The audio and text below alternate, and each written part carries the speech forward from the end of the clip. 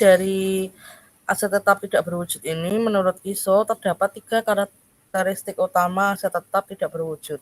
Yaitu yang pertama ada dapat diidentifikasi. Jadi aset tetap itu dapat dibedakan dari aset yang lain secara jelas. Nah, kemudian yang kedua adalah tidak memiliki eksistensi fisik. Nah, sesuai dengan namanya aset tak berwujud, maka aset ini tidak memiliki eksistensi fisik, namun dapat dirasakan manfaatnya oleh pemilik dari aset tetap tidak berwujud tersebut. Terus kemudian bukan aset moneter atau bukan dalam bentuk uang tunai ataupun penagihan terhadap uang tunai itu atau biasanya piutang. Nah, kalau aset tak berwujud ini tidak berkaitan dengan uang tunai atau kas, tapi seringkali dirasakan manfaatnya menghasilkan uang tunai itu. Nah, biasanya aset tetap tidak berwujud diklasifikasikan sebagai aset tidak lancar atau aset tetap. Nah, kemudian cara perolehan aset tetap itu ada 2. Yang pertama itu dibeli, dan yang kedua adalah membangun sendiri atau membuat sendiri. Nah, untuk penilaiannya dari kedua cara perolehan itu berbeda. Untuk aset tetap yang dibeli dicatat sebesar biaya perolehan, di mana biaya perolehan itu berisi seluruh biaya yang dikeluarkan untuk pembelian aset tetap tidak berwujud. Nah, biaya perolehan untuk aset tetap yang dibeli ini umumnya itu termasuk harga pembelian, ditambah biaya hukum, dan biaya insidental lainnya. Kemudian untuk aset tetap yang membangun sendiri. Nah, untuk aset tetap yang membangun sendiri, penilaiannya adalah perusahaan mencatat seluruh biaya pada tahap penelitian, serta sebagian biaya pada tahap pengembangan sebagai beban. Pengeluaran untuk pengembangan tertentu dapat dikapitalisasi apabila telah memenuhi syarat kelayakan ekonomi. Nah, IFRS menetapkan sejumlah kriteria yang harus dipenuhi agar biaya pengembangan bisa diakui sebagai aset. Jadi menurut IFRS, yaitu lebih tepatnya IAS 38 tentang intangible asset, biaya pengembangan dapat dikapitalisasi sebagai aset tak berwujud jika semua kriteria berikut dipenuhi, yaitu yang pertama kemampuan teknis untuk menyelesaikan aset tak berwujud agar siap digunakan atau dijual. Terus kemudian nilai untuk menyelesaikan aset tersebut dan menggunakannya atau menjualnya. Kemudian kemampuan untuk menggunakan atau menjual aset tersebut. Terus yang keempat, ada kemungkinan besar aset akan menghasilkan manfaat ekonomi di masa depan. Nah, ini contohnya mungkin dengan merek, kalau mereknya unik dan menghasilkan menarik konsumen, nah ini kan akan menambah masa nilai manfaatnya dari si aset tersebut. Terus kemudian ketersediaan sumber daya teknis, keuangan, dan lainnya untuk menyelesaikan pengembangan dan menggunakan atau menjual aset tersebut. Dan yang terakhir adalah kemampuan mengukur secara andal pengeluaran selama tahap pengembangan. Nah, jika salah satu saja tidak terpenuhi, maka biaya pengembangan itu tidak boleh dikapitalisasi dan harus dibebankan ke dalam laporan laba rugi. Mungkin ini gambarannya ya.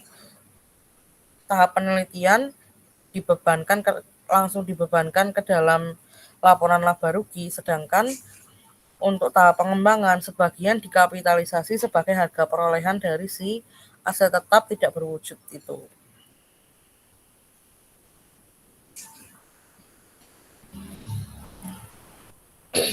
Kemudian masuk ke amortisasi aset tetap tidak berwujud. Jadi amortisasi itu adalah penurunan nilai dari suatu aset tetap tidak berwujud secara bertahap dalam sesuai dengan masa manfaatnya. Nah, untuk amortisasi sendiri ini ada 2, yaitu amortisasi untuk masa manfaat terbatas dan amortisasi untuk masa manfaat tidak terbatas. Jadi aset tidak berwujud yang masa manfaatnya itu terbatas, amortisasinya dilakukan dengan cara membebankan biaya secara sistematis selama umur manfaat aset. Jadi dibebankan ke dalam laporan laba rugi. Nah, kemudian mengkreditan dilakukan ke akun aset atau ke akun akumulasi amortisasi. Umur manfaat harus mencerminkan jangka waktu aset tersebut memberikan manfaat berupa arus kas bagi perusahaan. Seperti tadi, misalnya merek dagang, mungkin merek yang unik akan meningkatkan pemasaran di suatu produk itu. Nah, kemudian amortisasi harus dihitung dari biaya perolehan dikurangi nilai sisa. Mungkin konsepnya hampir sama seperti penyusutan. Jadi perhitungannya dari biaya perolehan dikurangi dengan nilai sisa atau nilai residunya. Nah, IFRS mewajibkan perusahaan untuk meninjau kembali estimasi nilai sisa dan umur manfaat aset tak berwujud minimal sekali dalam setahun.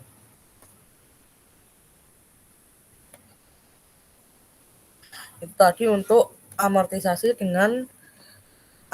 untuk aset dengan masa manfaat terbatas.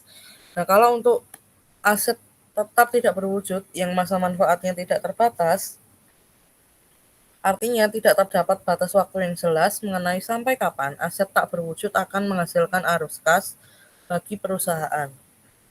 Nah, untuk aset tetap yang masa manfaatnya tidak terbatas, tidak diamortisasi.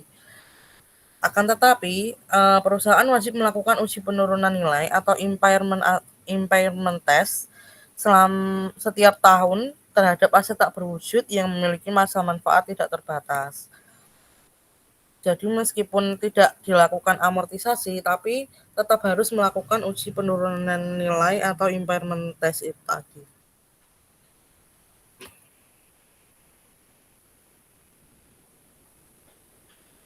Nah, mungkin ini gambaran mengenai perlakuan akuntansi untuk aset tak berwujud.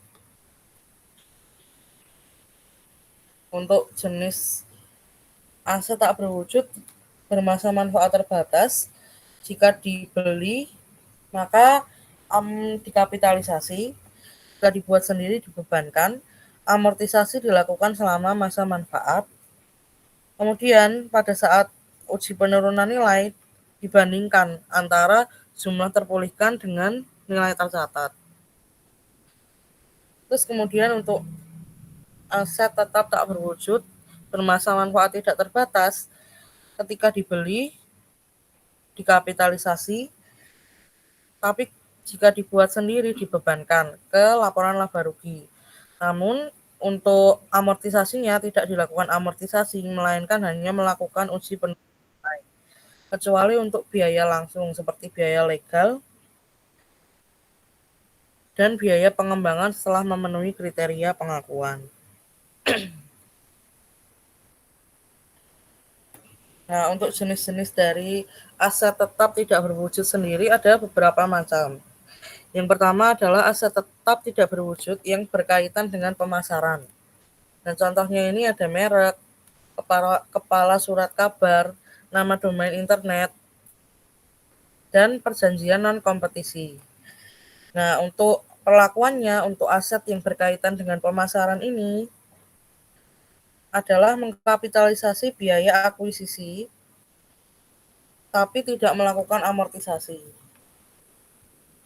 Jadi untuk biaya akuisisinya dikapitalisasi sebagai harga perolehan tapi tidak melakukan amortisasi.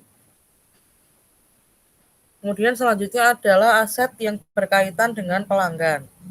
Contohnya ada daftar pelanggan, pesanan atau backlog produksi, dan hubungan antara pelanggan baik kontrak maupun non-kontrak. Nah, mungkin ini contohnya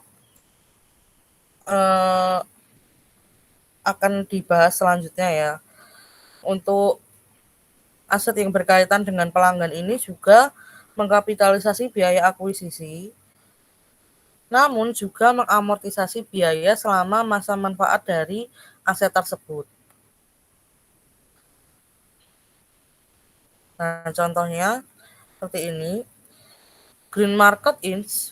memperoleh daftar pelanggan dari sebuah surat kabar besar seharga 6 juta pada 1 Januari 2011. Green market berharap mendapat keuntungan dari informasi tersebut secara merata selama periode 3 tahun. Catatlah pembelian, daftar pelanggan, dan amortisasinya pada akhir setiap tahun. Nah, jadi pada tanggal 1 Januari mencatat dulu pembeliannya, daftar pelanggan di debit sebesar 6 juta dan mengkredit kas sebesar 6 juta. Kemudian pada setiap akhir tahun di 3 tahun itu ada 2011, 2012, dan 2013, ini karena gambarnya kepotong, itu dilakukan amortisasi. Nah, untuk jurnalnya, beban amortisasi di debit, daftar pelanggan di kredit. Atau kadang juga bisa kreditnya itu akumulasi akumulasi amortisasi.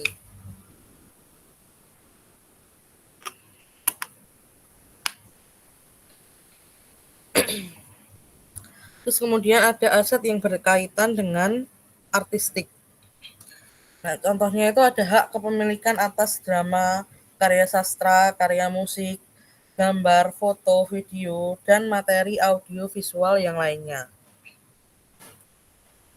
Nah, untuk aset yang berkaitan dengan artistik ini, hak cipta diberikan selama umur si pembuat atau penciptanya ditambah dengan 70 tahun.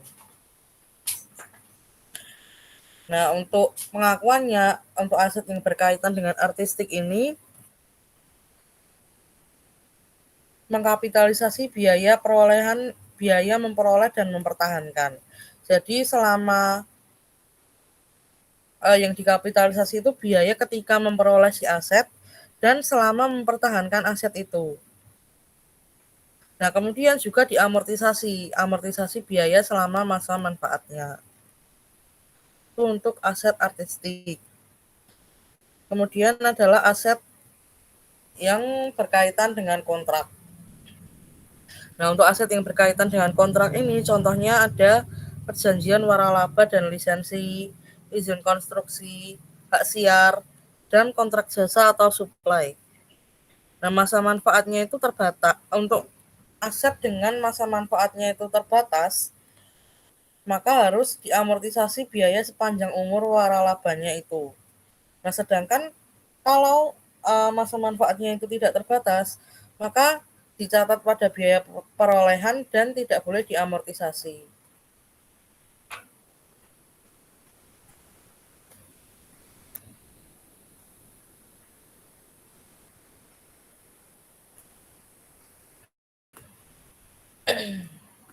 Nah, kemudian ada aset yang berkaitan dengan teknologi.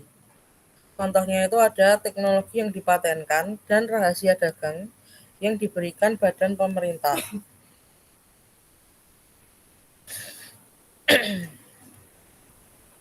Maksudnya ini paten ya. Paten memberikan pemegang paten hak eksklusif untuk menggunakan produk atau proses selama periode 20 tahun. Jadi untuk manfaat yang diperolehnya itu ya dari hak eksklusif untuk penggunaan produk. Nah, itu bisa digunakan selama periode 20 tahun. Nah, kemudian untuk pengakuannya, untuk aset yang berkaitan dengan teknologi ini, mengkapitalisasi semua biaya terkait dengan pembelian paten. Tadi ya, sesuai biaya perolehan jika suatu aset itu dibeli. Nah, kemudian membebankan semua biaya R&D terkait dengan pengembangan paten. Yaitu biaya R&D itu biaya penelitian dan pengembangan yang berkaitan dengan pengembangan paten. Dibebankan ke laporan laba rugi. Nah, kemudian mengamortisasi sepanjang umur hukum atau masa manfaatnya mana yang lebih pendek.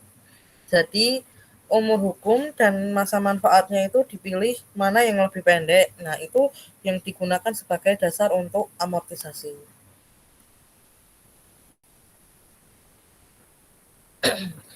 Ini ada contohnya, yaitu Harcourt Co.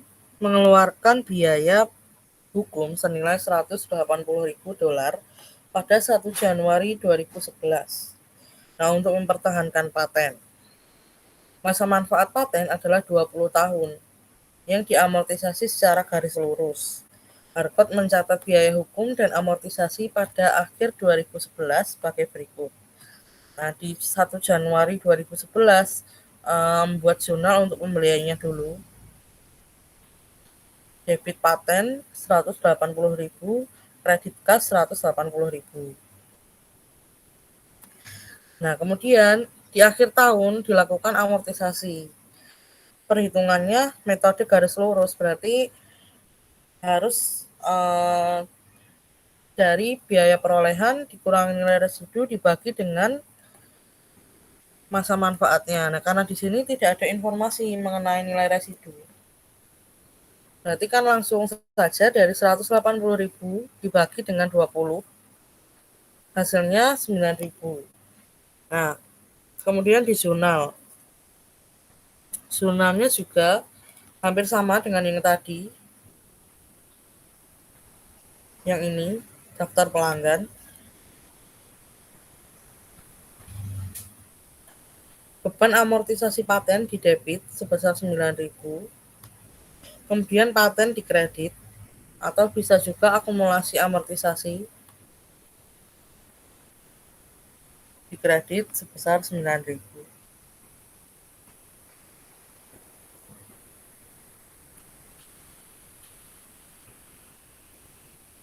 Mungkin sampai situ apakah ada yang mau ditanyakan dulu?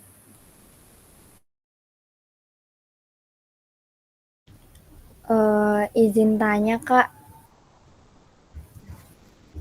untuk yang tadi yang hak artistik itu kan kapitalisasinya dari mulai memperoleh sampai mempertahankan.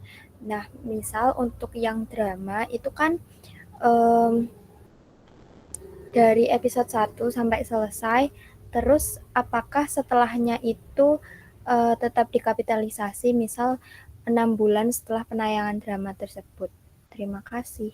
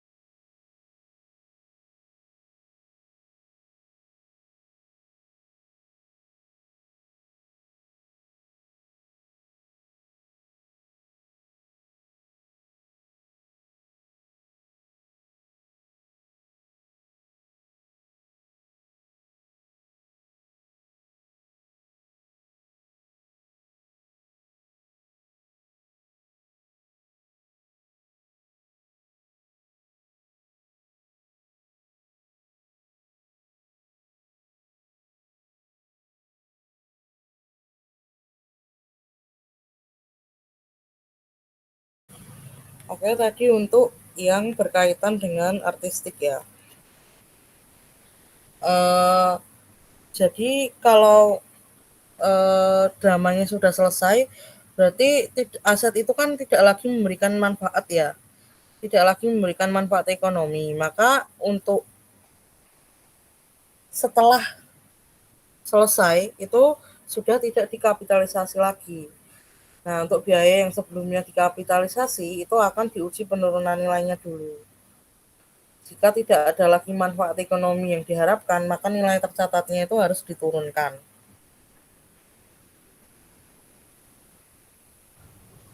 Baik Kak, terima kasih. Oke, sama-sama.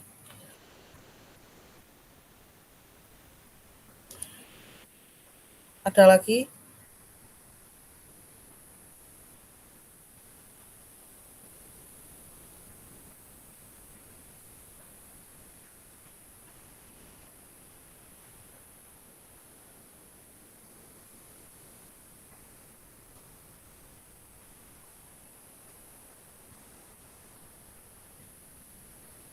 Oke, kalau belum ada, kita lanjut. Selanjutnya adalah goodwill.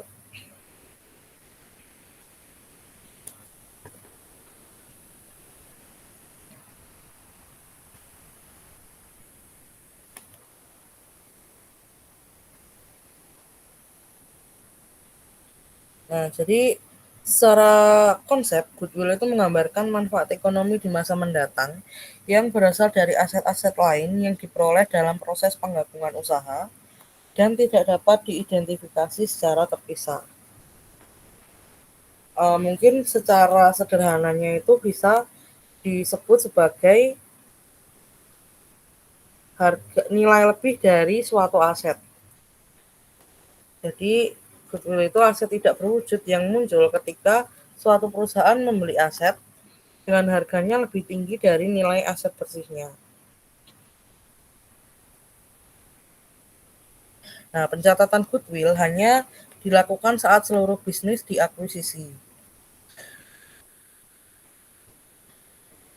Goodwill merupakan selisih lebih antara harga perolehan dengan nilai wajar dari aset neto yang dapat diidentifikasi. Goodwill yang terbentuk secara internal tidak bisa diakui sebagai aset yang dikapitalisasi. Maksudnya tidak dikapitalisasi. Karena hanya secara internal perusahaan yang mengetahui. Nah, mungkin contoh untuk pencatatan goodwill. Multi-diversified Inc. memutuskan bahwa perusahaan membutuhkan sebuah divisi suku cadang untuk mendukung jaringan distributor traktor yang sudah ada. Direktur Multi-Diversified tertarik untuk membeli sebuah perusahaan kecil di Sao Paulo, Brazil. Ilustrasi berikut menyajikan laporan posisi keuangan Tractor Link Company. Nah, ini jadi ada properti, pabrik, dan peralatan, netonya 153.000, persediaan 42.000, piutangnya 35.000, kas 25.000, total asetnya jadi 255.000. Kemudian modal saham 100.000, saldo laba 100.000. Kemudian ada kewajiban lancar 55.000. Jadi jumlah kewajiban dan ekuitasnya ada 255.000. Nah, multi-diversified menginvestigasi aset yang mendasari nilai traktor link untuk menentukan nilai wajarnya. Nilai wajar dari asetnya ya. Tadi kan ada properti pabrik dan peralatan 205.000.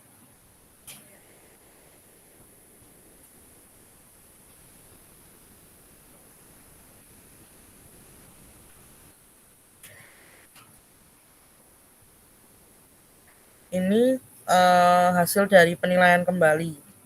Terus kemudian ada paten 18.000,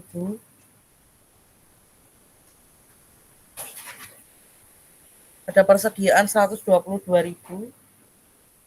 ada piutang 35.000 dan kas 25.000. Kemudian ada kewajiban 55.000. Jadi nilai aset bersih itu, untuk mencari nilai aset bersih itu dari jumlah aset dikurangi jumlah kewajiban. Di sini setelah diinvestigasi lebih lagi melalui nilai wajarnya, asetnya itu jumlahnya sekian dikurangi dengan kewajiban 55.000, ketemu nilai wajar aset bersihnya 350.000. Nah, Tractor Link Company memutuskan untuk menerima tawaran dari Multi-Diversified senilai $400.000. Nah, berapakah nilai goodwill dalam transaksi tersebut jika ada?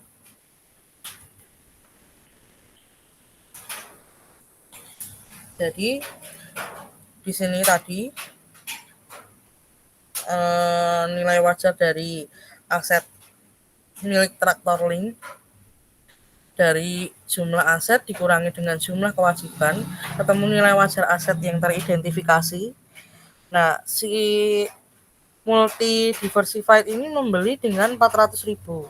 Nah, berarti kan nilai wajarnya 350 dibayar lebih 400.000.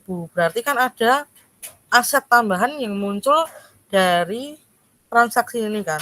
Nah, itu diakui sebagai goodwill sebesar 50.000. Dari 400.000 dikurangi dengan 350.000.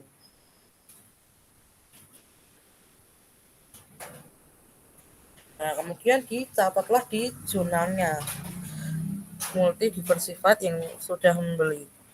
Aset tetap di debit, paten debit, persediaan piutang kas dan ditambah goodwill di debit, kemudian liabilitas 55.000, kas di kredit 400.000.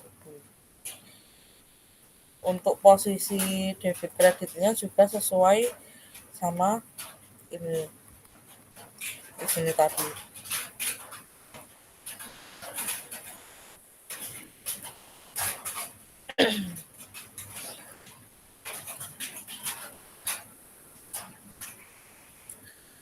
Nah, itu tadi untuk contoh pencatatan goodwill. Jadi mendebit semua aset ditambah goodwill, kemudian mengkredit liabilitas dan kas yang dibayarkan. Kemudian ada penghapusan goodwill. Jadi goodwill ini akan dihapus jika goodwill dianggap sudah tidak memiliki umur manfaat yang tidak terbatas.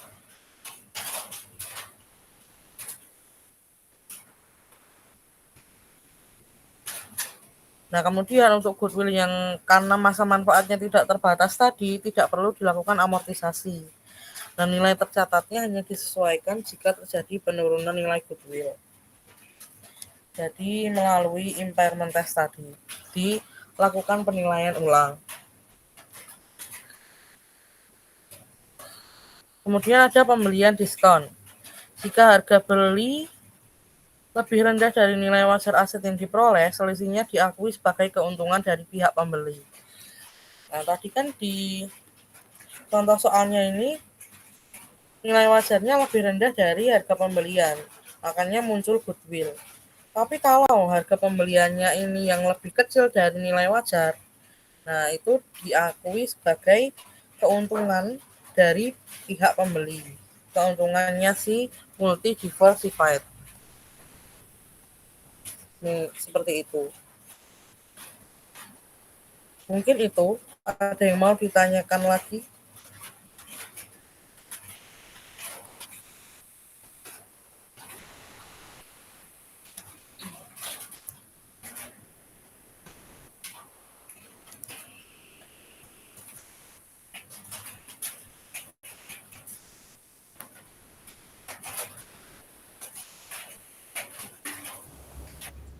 Belum ada, Kak.